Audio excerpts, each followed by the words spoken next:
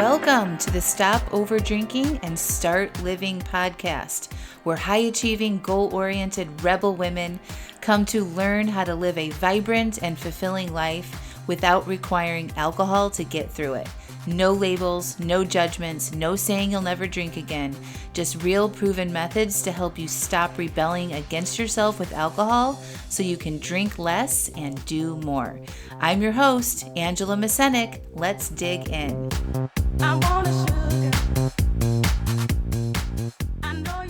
Welcome to episode 366. The kind way is the way that works. Well, hello. Welcome back to the podcast. How's everybody doing?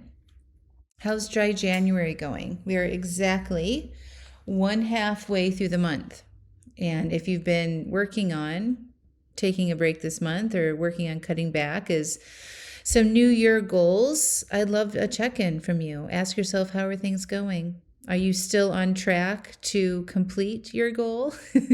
Are you still working on it? There's amazing statistics about people who have new goals and things at the beginning of the year, and about day 9, they're already done with them. Like they stopped working towards it.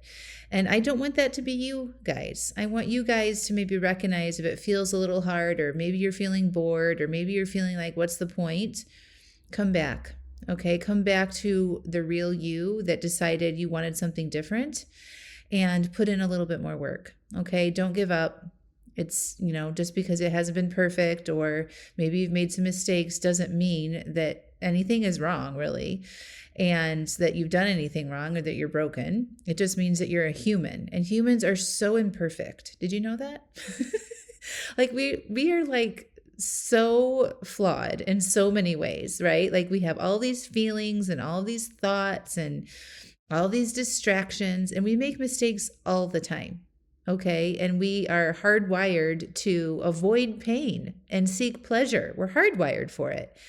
So it's hard to do this stuff at times, and it takes many attempts before things start to click together. I'm running the Dry January Challenge inside my Alive AF coaching program right now, and somebody had posted about this. The group in there is just amazing. Like they want to do the deeper work. They really want to unravel why they've been drinking, and this group is blowing my mind. And so I shared that with them, and a lot of people are feeling the same way. And one person wrote that she has been listening to the podcast and working on this for 5 years, and it's finally clicking. And it just makes my heart melt, because that is some resiliency, and that is somebody who is not giving up on themselves, and they're allowing the process to be the process. And I think that's a beautiful thing, right? Sometimes it takes way longer than we thought it does, and we make a lot more mistakes than we think we should. Okay. Changing human behavior is difficult, and it's worth it 100% of the time, especially reducing how much you're drinking. It makes your life better. Okay. And getting in there and figuring out why you're using alcohol in your life is really important when you want to make behavioral changes that last. Okay. And I just want to talk about what was reflected back to me when I shared that this group feels different in the Alive AF Dry January Challenge. And a lot of people say that I'm non-judgmental, and Coach Steph is non-judgmental, and the people in the room are non-judgmental. And I just want to talk about that, because the kind way and the non-judgmental way is the way to make changes. We think for some reason that we should be hard on ourselves. And if we're not hard on ourselves and we're nice to ourselves when we make mistakes, that we won't change. And I just want to highlight that if being hard on ourselves worked, this podcast would not exist. You would have solved your drinking problem as soon as it started, right? Like it's just not the way. That way does not work. And this isn't about, you don't want to be passive, right? And say, oh, I don't want to be hard on myself, and then just skip along. You have to be willing and vulnerable to dig in there and learn about why you're doing the things that you're doing. And that is with a loving, non-gentle kindness And when you join a group or a container or hire a coach or a therapist, whoever it is that, excuse me, would be helping you with this, it's really important to feel safe in sharing what you need to share to help yourself heal and uncover these underlying reasons, right? If you don't feel safe sharing that you made a mistake because somebody's going to yell at you or shame you or say, why can't you get your shit together and why you keep doing that? That is going to prevent you from opening up and sharing more and learning, right? So like, think about if you were ever yelled at as a kid, right? Like, why do you keep doing this? Or what's wrong with you? Like when you're just a kid and you're making dumb mistakes or like, you don't know, right? So like that just shuts you down and it makes you want to avoid that person who's talking to you that way, right? You guys, are you following me? So when you do that to yourselves as an adult and say, why do you keep doing this? And why can't you figure this out? And this is taking way too long and you're never going to get it. That shuts you down, right? And it doesn't open you up to reflection and curiosity and, okay, let me figure this out. Like what happened last night that made me drink off plan? And why haven't I been digging into this for the past week? Or why did I, not make a drink plan this week or not show up to do the things that I said I would? Let me figure this out, right? It's a whole different feeling and it feels so much better and more open and kinder for you to approach it that way than to be hard on yourselves, right? Like we know shaming yourself doesn't work. Yes, it does happen when you have an overdrink because your brain has alcohol in it. And when your brain has alcohol in it, it has more negative thoughts than not having alcohol in it, right? Over drinking creates more negativity in your mind. And it's easier to be hard on yourself when you have those overdrinks. That's just a beautiful side effect of overconsumption of alcohol, okay? And when you recognize that, you want to be softer. Okay, we're not going to talk to ourselves this way. We're going to be non-judgmental and we're going to ask ourselves some questions so that we can learn from this and move on. Okay.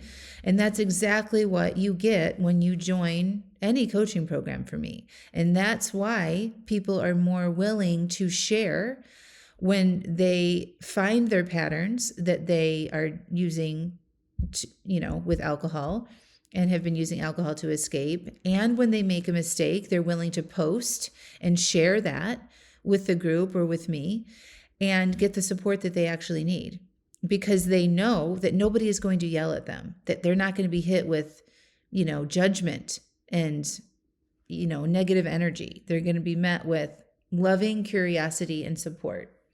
And as a coach, I do want to challenge you, right? I challenge your thinking. I challenge, your goals. I challenge your ideals about how things should be or how other people should be.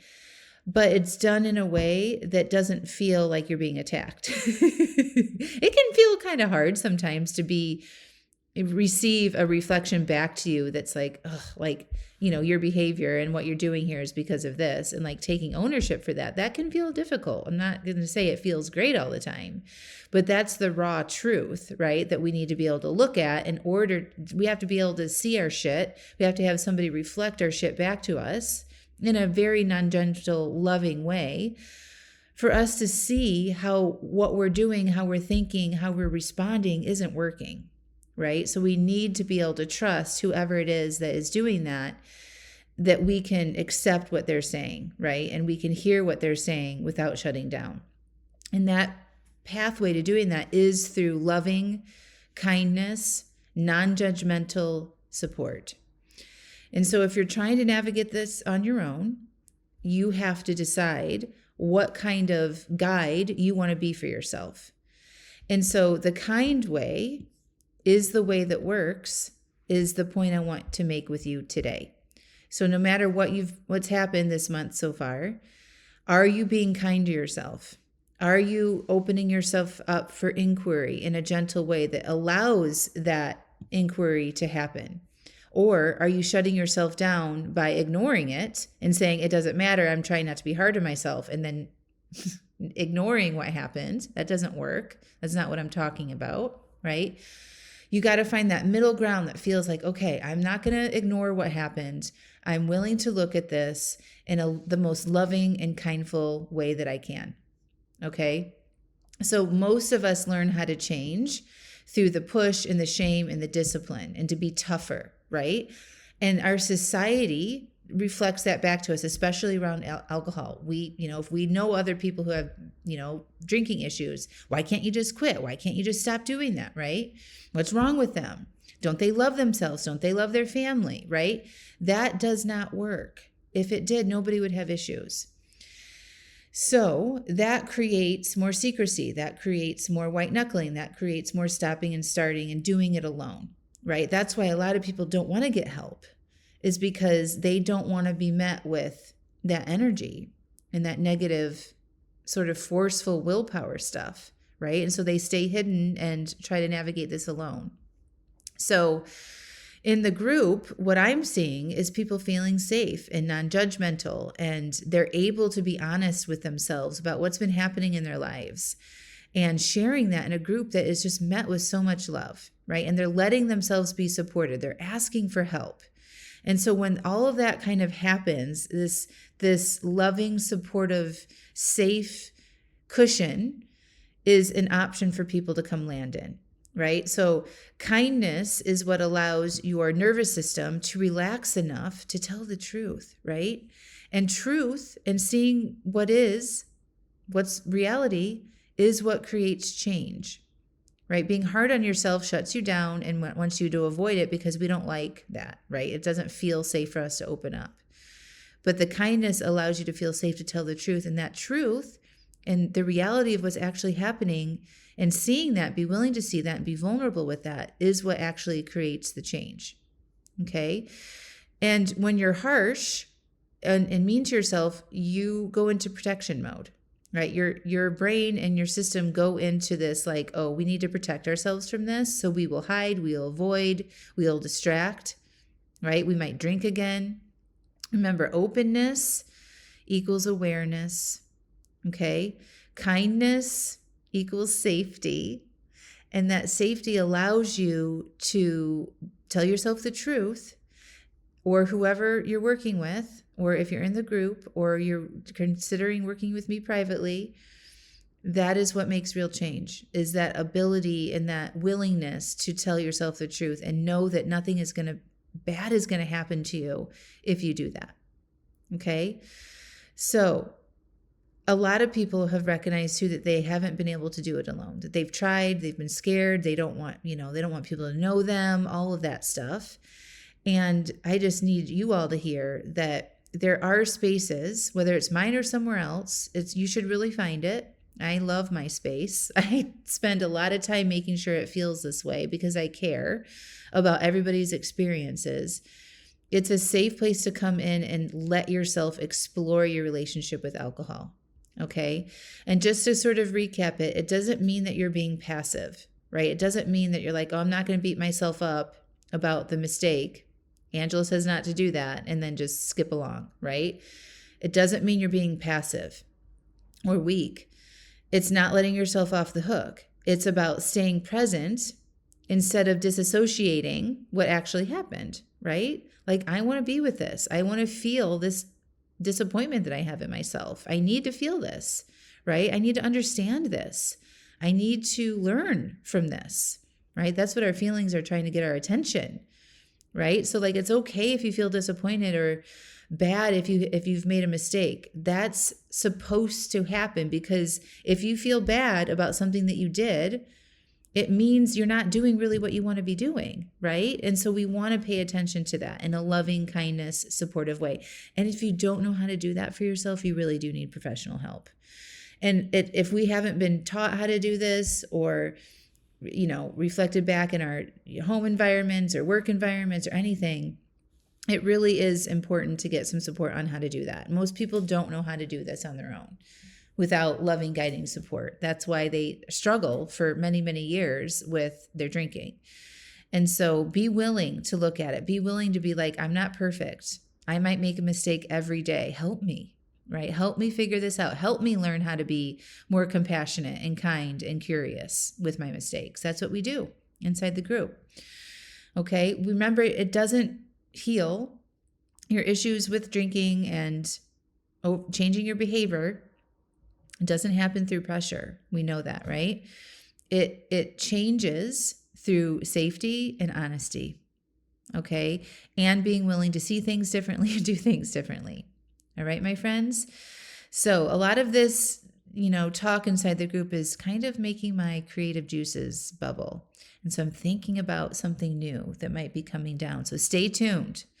And I love you all so much. And thank you for allowing me to be your coach, whether that's just on this podcast or if you're a private client or if you're in a live AF or if you're coming on one of my retreats at the Magic House. It truly is an honor.